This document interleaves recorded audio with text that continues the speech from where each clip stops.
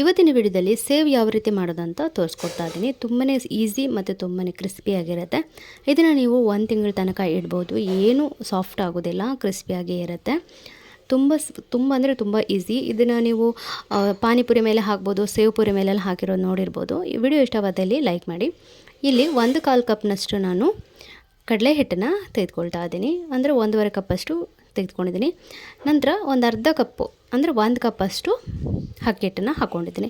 ನೀವು 2 ಕಪ್ನಷ್ಟು ಕಡಲೆ ಹಿಟ್ಟು ತಗೊಂಡ್ರೆ 1 ಕಪ್ಪಷ್ಟು ನೀವು ಅಂದರೆ ಯಾವ ಕಪ್ಪಲ್ಲಿ ತಗೊಂಡಿದ್ರೆ ಅದರಲ್ಲಿ 1 ಕಪ್ನಷ್ಟು ಅಕ್ಕಿ ಹಿಟ್ಟನ್ನು ತೆಗೆದುಕೊಳ್ಳಿ. ರುಚಿಗೆ ತಕ್ಕಷ್ಟು ಸ್ವಲ್ಪ ಉಪ್ಪು, ಹಾಗೆ ಸ್ವಲ್ಪ ಖಾರದ ಪುಡಿ, ಸ್ವಲ್ಪ ಕಲರ್ನ ಸೇರಿಸ್ಕೊಂಡಿದ್ದೀನಿ. ಈಗ ಇದಕ್ಕೆ ಮಿಕ್ಸ್ ಮಾಡ್ಕೊಳ್ಳಿ. ತುಂಬ ಜನ ತುಂಬ ಕಲರ್ ಇರುತ್ತೆ, ನಾವು ಮನೇಲಿ ಮಾಡಿರೋದಷ್ಟು ಕಲರ್ ಇರೋಲ್ಲ ಅಂದರೆ ಅದಕ್ಕೆ ಸ್ವಲ್ಪ ಕಲರ್ ಹಾಕ್ತಾರೆ, ಇಲ್ಲಾಂದರೆ ಸ್ವಲ್ಪ ಅರಿಶಿನ ಹಾಕ್ತಾರೆ. ಆಯಿತಾ? ಅರಿಶಿನ ಹಾಕಿದರೆ ಅದು ಫ್ಲೇವರ್ ಹಾಗೆ ಬಂದುಬಿಡುತ್ತೆ. ಸೊ ಕಲರ್ ಹಾಕಿದರೆ ಅದು ಇನ್ನೂ ಹಳದಿಯಾಗಿ ಇನ್ನೂ ಜಾಸ್ತಿ ಕಲರ್ ಆಗಿರುತ್ತೆ. ಇದನ್ನು ಸ್ವಲ್ಪ ಸಾಫ್ಟಾಗಿ ಇದನ್ನು ಕಲಿಸ್ಕೊಳ್ಬೇಕು. ತುಂಬ ನೀರಿನಾಗಿ ಕಲಿಸ್ಕೊಳ್ಬೇಡಿ, ಸ್ವಲ್ಪ ಸಾಫ್ಟ್ ಇರಲಿ ಇದು. ಒಂದು ವೇಳೆ ನೀವು ಈ ರೀತಿ ಮಿಕ್ಸ್ ಮಾಡುವಾಗ ನೀರಾಯಿತು ಅಂತಂದರೆ ಇದಕ್ಕೆ ಸ್ವಲ್ಪ ಕಡಲೆ ಹಿಟ್ಟನ್ನ ಸೇರಿಸ್ಕೊಳ್ಳಿ ಅಥವಾ ಅಕ್ಕಿ ಹಿಟ್ಟನ್ನು ಸೇರಿಸ್ಕೊಳ್ಳಿ. ತುಂಬ ಅಕ್ಕಿ ಹಿಟ್ಟು ಹಾಕ್ಬಿಟ್ರೆ ಎಣ್ಣೆ ಜಾಸ್ತಿನೂ ಕುಟ್ಕೊಂಡ್ಬಿಡುತ್ತೆ.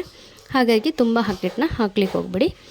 ಈಗ ಪಾತ್ರೆನೇ ಬಿಸಿ ಮಾಡ್ಕೊಂಡಿದ್ದೀನಿ, ಅದಕ್ಕೆ ಎಣ್ಣೆ ಹಾಕ್ಕೊಳ್ತಾ ಇದ್ದೀನಿ ನಾನಿಲ್ಲಿ ಸನ್ಫ್ಲವರ್ ಆಯಿಲ್ನ. ಈಗ ನಾವು ಚಕ್ಕಲಿ ಎಲ್ಲ ಮಾಡ್ತೀವಿ ನೋಡಿ, ಅದನ್ನು ಚೆನ್ನಾಗಿ ತೊಳೆದು ಅದರಲ್ಲಿ 3 ಥರದ್ದು ಬರುತ್ತೆ, ಸೇವು ಮತ್ತು ಚಕ್ಕುಲಿ ಮತ್ತೊಂದು ಖಾರ ಕಡ್ಡಿದು. ನೀವು ಇದನ್ನು ಚೆನ್ನಾಗಿ ತೊಳೆದು ಒಳಗಡೆ ಎಲ್ಲ ಎಣ್ಣೆ ಒರೆಸ್ಬಿಟ್ಟು ಇದನ್ನು ಈ ರೀತಿ ಮಾಡಿಕೊಂಡು ಹಾಕ್ಕೊಂಡ್ರಾಯ್ತು. ನೀವು ದೊಡ್ಡದು ಸಣ್ಣದಂತ ಏನಿಲ್ಲ ಇದರಲ್ಲಿ, ಅದು ಎಷ್ಟು ದೊಡ್ಡದಾಗಿದೆ ಅಷ್ಟು ದೊಡ್ಡದಾಗಿ ಇದನ್ನು ಮಾಡಿಕೊಂಡ್ರೆ ಆಯಿತು.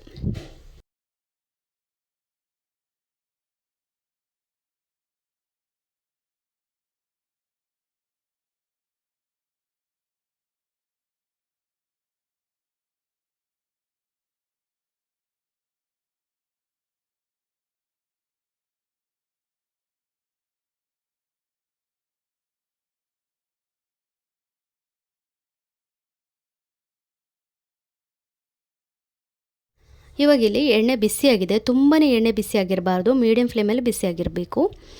ಈಗ ಈ ರೀತಿ ಬಿಟ್ಕೊಳ್ತಾ ಇದ್ದೀನಿ. ದಪ್ಪನೂ ಬಿಟ್ಕೊಳ್ಬೇಡಿ, ತುಂಬ ತೆಳುವೂ ಬಿಟ್ಕೊಳ್ಬೇಡಿ. ಓಕೆ, ಸೊ ನೋಡಿ ಈಗ ಕಾಣಿಸ್ತಿದೆಯಲ್ಲ ಹೇಗಂತ. ಇನ್ನು ನೀವು ಈ ರೀತಿ ಹಾಕಿದ ತಕ್ಷಣವೇ ಮಿಕ್ಸ್ ಮಾಡಲಿಕ್ಕೆ ಹೋಗಬಾರ್ದು. ಅದರ ಮೇಲಿದ್ದು ನೊರೆ ಎಲ್ಲ ಎಳೆದ ಮೇಲೆ ನೀವು ಇದನ್ನು ಕಮ್ಚಿ ಹಾಕಬೇಕಾಗತ್ತೆ. ನೋಡಿ ಈ ರೀತಿ ತಿರುಗಿಸಿ ಹಾಕಬೇಕು. ಹಾಕಿದ ತಕ್ಷಣವೇ ನೀವು ತಿರುಗಿಸಿ ಹಾಕೋಕೆ ಹೋದರೆ ಅಷ್ಟು ಚೆನ್ನಾಗಿ ಬರೋಲ್ಲ. ತುಂಬ ಹೊತ್ತು ಫ್ರೈ ಆಗೋದು ಬೇಡ, ಅದರ ಮೇಲ್ಗಡೆದು ಗುಳ್ಳೆ ಎಲ್ಲ ಹೋಗಿ ಒಂದು 2 ಸಾರಿ ಆಚೆ ಫ್ರೈ ಮಾಡಿದರೆ ಸಾಕು. ನೋಡಿ ಹೇಗೆ ಕಾಣಿಸ್ತಿದೆ ಅಂತ ನಾನು ನಿಮಗೆ ಮತ್ತೊಮ್ಮೆ ತೋರಿಸ್ತೀನಿ.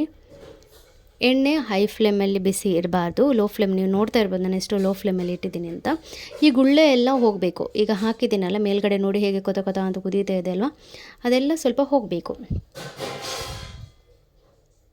ನೋಡಿ ಈ ರೀತಿ ಆಗಬೇಕು. ಈಗ ನೋಡಿ ಎಣ್ಣೆ ಮೇಲೆದು ಗುಳ್ಳೆ ಎಲ್ಲ ಹೋಗಿ ಸ್ವಲ್ಪ ಆಯಿತು. ಈಗ ಮತ್ತೆ ತಿರುಗಿಸಿ ಅದೇ ರೀತಿ ಕಾಯಿಸ್ಕೊಳ್ಳೋಂಥದ್ದು, ಹಾಗೆಯೇ ಜಾಸ್ತಿ ಕಾಯಿಸಬಾರ್ದು. ಸೊ ನೋಡಿ ಇವಾಗ ಇದು ಕಾದಿದೆ, ನಾವಿದನ್ನು ತೆಗೆದುಕೊಳ್ಳೋಣ.